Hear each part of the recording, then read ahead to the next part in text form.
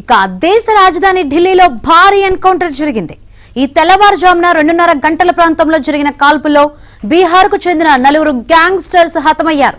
మృతుల్లో అత్యంత most wanted నేరస్తుడైన Ranjan Pathak కూడా ఉన్నాడు.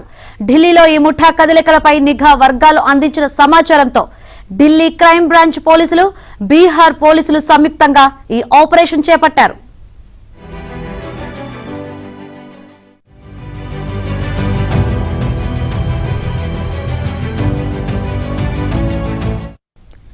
ఈ 4 గ్యాంగ్స్టర్స్ బీహార్ లో అనేక క్రిమినల్ కేసులో వాంటెడ్ లిస్ట్ లో ఉన్నారు.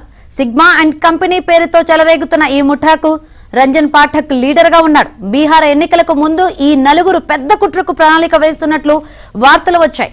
ఈ నేపథ్యంలో ఈ 4 ఎన్కౌంటర్ హాట్ టాపిక్ గా మారింది.